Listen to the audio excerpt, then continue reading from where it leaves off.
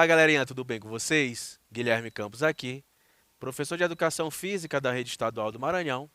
E nessa aula de hoje, do nosso projeto Fique em Casa Aprendendo, nós iremos dar continuidade aos nossos estudos sobre esportes adaptados. Já falei com vocês sobre o voleibol sentado, corridas de cegos, futebol de 5, basquete em cadeira de rodas. Hoje nós iremos falar aqui um pouquinho sobre o goalball. Goalball que, diferentemente dessas outras modalidades, no seu surgimento já foi um esporte criado para pessoas com deficiências. No caso do goalball, pessoas que têm problema com a visão baixa ou que têm mesmo a cegueira total. Então, em vez de adaptar uma modalidade às necessidades dos deficientes, o austríaco Lorenzen e o alemão Sipp criaram em 1946 o novo esporte, direcionado aos veteranos da Segunda Guerra Mundial que haviam perdido a visão. Percebam que no histórico é praticamente o histórico dos Jogos Paralímpicos, dos primeiros relatos de jogos para pessoas com deficiências que surgiram, mais uma vez na Alemanha, ocasionado pela Segunda Guerra Mundial, soldados que foram mutilados ou que sofreram algum tipo de lesão nesse período de guerra. Porém, o goalball, ele surgiu, ele teve a sua criação já voltado para pessoas com deficiência. Para a pessoa que tinha ali alguma deficiência, no caso, a deficiência visual. Não foi uma adaptação, por exemplo, que o basquete sofreu. O basquete ele surgiu muito antes de 1946. Ele surgiu ali em 1891. Então, depois já surgiu o basquete em cadeira de rodas. Foi uma adaptação de um esporte, digamos, convencional para o adaptado. O goalball não. Ele já surge com as regras voltadas para a pessoa com deficiência. Aí eu vou falar para vocês, pessoa com deficiência. Considera-se pessoa com deficiência aquela que tem impedimento de longo prazo, de natureza física, mental, intelectual ou sensorial, o qual em interação com uma ou mais barreiras pode obstruir sua participação plena e efetiva na sociedade, em igualdade de condições com as demais pessoas. Então, a pessoa que tem algum problema a nível físico, mental, intelectual ou sensorial. Questão da acessibilidade. Existe um decreto 5.296 de 2004, que é uma das normas que regulamentam a garantia da acessibilidade no esporte. Então, isso aqui tenta garantir que as pessoas que têm algum tipo de deficiência também tenham acesso a práticas esportivas, a vivências esportivas. A regra determina que todos os espaços esportivos educativos devem proporcionar condições de acesso e uso para pessoas com deficiência ou com mobilidade reduzida. Isso aqui existe a lei, mas é um problema até na atualidade. Nós sabemos que existem muitos locais que não são adequados, não são preparados para receber as pessoas que sofrem algum tipo de deficiência. Estão muito longe ainda da nossa realidade, que essas pessoas tenham acesso a todos os ambientes. Aí eu gosto de trazer sempre isso aqui, a diferença entre igualdade e equidade, para que vocês entendam. Porque dentro das disputas dos Jogos Paralímpicos, ou de qualquer jogo que tenha ali alguma pessoa com deficiência, existem os critérios de classificação funcional. Uma pessoa com determinada deficiência só vai competir com pessoas que têm o mesmo grau de deficiência. Jamais um indivíduo que tem uma deficiência, por exemplo, visual, vai competir com um atleta que é amputado. Existe uma certa diferença, uma disparidade. Então, o que seria a igualdade? É a falta de diferenças, ter o mesmo valor quando se compara a algo ou pessoas. E o que é equidade? É sentido de justiça, correção no modo de agir. Eu trago essas duas imagens para deixar um pouquinho mais claro. Está aqui a primeira imagem, tem 3 indivíduos e aqui tem 3 caixotes. Percebam que o indivíduo que está de camisa azul, ele não necessitaria de um caixote para visualizar a partida. O de vermelho, um caixote serviu beleza para ele, bem legal. Já o que está de camisa roxinha, ó, um caixote não adiantou de nada para ele. foi dado um caixote para cada e ele continua olhando a cerca. Já na segunda imagem, nós temos aqui os mesmos 3 caixotes, mas nós já vimos aqui que houve uma diferença. O primeiro indivíduo, sem um caixote, ele consegue visualizar a partida. O segundo indivíduo permanece com o caixote dele. Já o terceiro indivíduo, que era o bem menorzinho, foi tirado um caixote do de blusa azul e colocado aqui no de blusa roxa. Então, bem aqui, ó, ele com 2 caixotes conseguiu visualizar. Todos os 3 têm a mesma visão. Isso aqui é equidade. Aqui está acontecendo o quê? Justiça. Alcançou-se o objetivo que era com que os 3 visualizassem a partida. Assim acontece nas disputas de alguma modalidade que tenham pessoas com deficiência. Existe o sistema de classificação funcional. Agora fica bem mais claro para vocês. Os atletas com deficiência física são classificados em cada modalidade esportiva através do sistema de classificação funcional. São esses aqui, ó. Paraplegia, tem a sigla PP. Amputados, AM. Deficientes visuais, VI. Paralisia cerebral, PC. Deficiência intelectual, IN. Leis Altres, LA. Aí existem as categorias e as classes. Eles são classificados o que leva em consideração nesse critério de classificação a característica médica, funcional e técnica do indivíduo. Então, tudo isso é avaliado e assim ele é classificado. Coloca-se ele em determinada categoria e determinada classe. Dentro do goalball, os códigos e classes são bem parecidos com o do futebol de 5, por exemplo, que é para cegos. Então, lá eles classificam a corrida de cegos, é a mesma entidade, Ibiza. Então, B1, B2 e B3. B1 são quem? São indivíduos cegos totais ou com percepção de luz, mas sem reconhecer o formato de uma mão a qualquer distância. B2, atletas com percepção de vultos. B3, atletas que conseguem definir imagens. Então, perceba, nós vemos uma escala de B1, que são cegos totais, até o indivíduo que consegue definir determinadas imagens. E para que essa disputa seja justa, o que acontece? Esses indivíduos, eles jogam vendados. Então, qualquer atleta, independente de ser da B1, B2 ou B3, as disputas acontecem com eles vendados. Para que aconteça o quê? A equidade, a questão da justiça. De repente, tem um atleta B3 numa equipe, ele tem percepção de imagem. Ele vai tirar vantagem sobre uma equipe que tem, digamos, 3 atletas B1. Então, para garantir essa justiça, todos os atletas eles jogam o goalball com vendas nos olhos. O campo de jogo do goalball é o tamanho e comprimento, 18 metros de comprimento por 9 metros de largura. É bem parecido, é o tamanho de uma quadra de quê? De voleibol. Só que existe uma divisão a mais. Bem aqui, ó. Essa linha aqui e essa linha aqui, ó. Elas são adicionadas. Por quê? Acontece, aqui fica cada retângulo desse aqui com o comprimento de 3 metros. No voleibol, não. No voleibol está aqui a linha central, aqui ficava a linha de 3 metros e aqui o restante era 6 metros. E ela é colocada da seguinte forma, ó. A área de orientação tem 3 metros, ó, tanto para um lado da equipe quanto para o outro.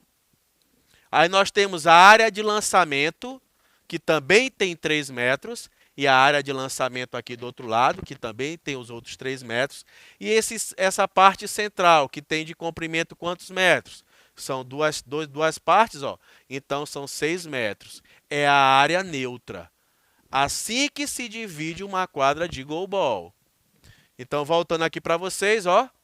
Área de orientação para os 2 lados. Área de lançamento para os 2 lados. E a parte central é a área neutra. Posições dos atletas. São essas aqui, ó. Aqui eu tenho a ala esquerda, quem joga na mais próximo ali da lateral do lado esquerdo da quadra. Nós temos o pivô, que é o atleta que joga centralizado, e nós temos o ala direita, que é quem joga mais próximo da parte direita da quadra. Interessante eu falar para vocês, ó, todas essas marcações, elas têm uma textura, elas são táteis. Os indivíduos que jogam goalball, eles não têm visão. Então, eles se localizam muito tocando as linhas, para saber onde é que eles estão. E, além dessas linhas, existem essas marcações aqui, ó, que é onde ele consegue estar se situando dentro do campo de jogo. Essas linhas aqui, ó, todas elas são táteis. Ele vai tocando, vai sentindo, vai se posicionando dentro de quadra. Então, ala esquerda, pivô e ala direita. A meta, o gol do goalball, tem 9 metros, 9 metros de comprimento e de altura tem 1,30 m. Então, percebam que o tamanho da trave é praticamente o tamanho da largura da quadra de voleibol, né? 9 metros. Composição da equipe. A equipe é formada, ó, por 1, 2, 3. 3 atletas, são 3 titulares, mais 3 atletas suplentes, 3 reservas. Então, a equipe tem um total de 6 atletas. A bola, ó, ela tem 76 centímetros, ela é bem grande, ela é bem maior do que a bola de futebol, por exemplo. Ela parece mais ou menos o tamanho de uma bola de basquetebol. Tem o peso de 1,250 kg.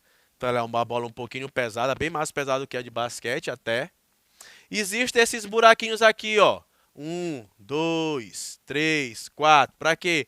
Dentro dessa bola são colocados guizos, que é por onde eles conseguem se situar onde a bola está, de onde ela está vindo. Então, esses guizos, esses buraquinhos aqui são para facilitar, melhorar o som, né, desses guizos dentro da bola, eles conseguirem se situar melhor. Ó, para a saída do som. E essas bolinhas aqui. Uma bola dessa é caríssima. Eu pesquisei. Quando eu estava montando essa loja, achei interessante. Disse, rapaz, eu vou levar essas aulas de goalball para os meus alunos. Uma bola dessa custa, em média, R$ 1.300. Eu desisti. Mas eu vou achar uma forma melhor de fazer isso. O tempo de jogo. Tá aqui, ó. 12 minutos. 12 minutos, trocou de lado. Então, o tempo de jogo é de 24 minutos. Primeiro tempo, 12 minutos, trocou de lado, mais 12 minutos. Deu empate, prorrogação de 6 minutos. 3 minutos, primeiro tempo da prorrogação, mais 3 minutos para o segundo tempo da prorrogação. Por tempo, cada técnico tem direito a 3 pedidos de tempo de 45 segundos. O lançamento, ó, volta mais uma vez aqui a quadra de jogo para vocês. Sempre que for realizado um lançamento, essa bola tem que tocar na área de lançamento e na área neutra. Ela não pode passar sem tocar a área de lançamento e a área neutra. Se isso acontecer, o lançamento não é validado. Então, obrigatoriamente, quando o atleta vai realizar um lançamento, olha aí onde está o símbolo verdinho aí, ó, ela tem que passar pela área de lançamento quanto pela área neutra. Lançamento prematuro. Vamos aqui para algumas regras do goalball. Lançamento prematuro. Se um jogador lançar a bola antes do permitido, o remate contará, mas não será anotada se houver qualquer pontuação. Então, o indivíduo, o atleta, para fazer o lançamento, ele tem que esperar o apito do árbitro. O árbitro tem que autorizar para que faça o lançamento, para que a outra equipe esteja preparada para receber esse lançamento. Então, lançamento prematuro. Sair do campo, ou step over. O jogador que efetuou o lançamento deve estar em contato com o campo de jogo no momento de lançar a bola. Caso assim não seja, o remate contará, mas não se anota qualquer pontuação. Então, o atleta, para realizar o lançamento, ele tem que estar onde? Ele tem que estar dentro da área de lançamento.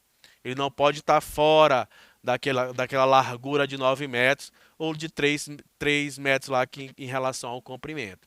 Então, se ele estiver fora dessa área de lançamento, não contará o seu lançamento. Passe para fora. Estando a bola em jogo, se esta vai para fora pelas linhas laterais, enquanto é passada entre os membros da equipe, é considerada um passe para fora. Ora, no final da quadra, está lá a meta. Se eu fiz um lançamento e essa bola foi para fora, bola fora. Posse de bola para a equipe adversária. Retrocesso da bola. Se um jogador da equipe defensiva defende a bola e esta ressalta para lá da linha central do campo, a bola voltará a estar em poder da equipe que efetuou o lançamento. Então, minha equipe aqui fez um lançamento, a equipe adversária defendeu, mas ela rebateu essa bola e essa bola passou do meio de campo, eu terei direito a fazer um novo lançamento. Essa posse de bola eles têm que defender e ter a posse dela. Caso essa bola passe, posse de bola para a equipe adversária. Bola curta.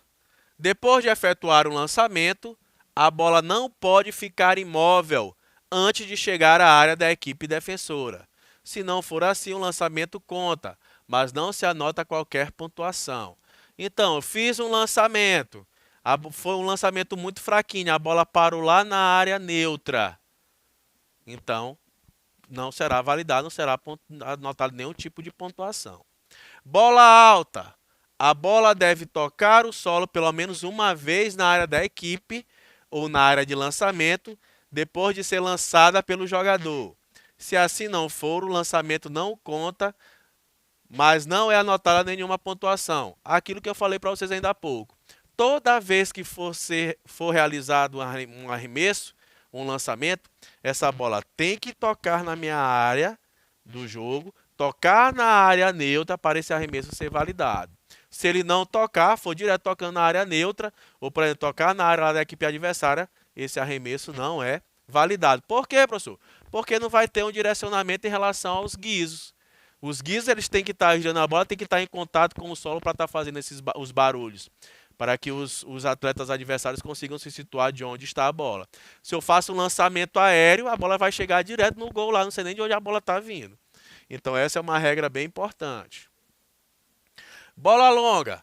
Durante o lançamento, a bola depois de ser lançada, também deve tocar pelo menos uma vez na área neutra. Mais uma vez reforçando, aqui fala da bola alta, quando ela não toca na minha área de lançamento, passa direto, ou já só toca lá na área neutra. Aqui fala, quando ela não toca a área neutra. Tocou a minha área, mas não tocou a área neutra. Então esse arremesso também não será validado. Ela tem que tocar pelo menos uma vez na área neutra. Tocou na minha área de lançamento, tocou na área neutra, aí sim esse arremesso é validado. Aí vai ver se vai em direção ao gol ou não. As vendas. Qualquer jogador no campo que toque nas vendas será sancionado um jogador que abandone o campo durante uma situação de lançamento. Eles jogam vendados. Falei para vocês, existem aquelas três classes, B1, B2 e B3. B1 não enxerga nada. Se de repente o atleta B3 ou qualquer um toca a venda para tentar enxergar alguma coisa, esse será sancionado e será tirado da partida na mesma hora, imediatamente. Por quê?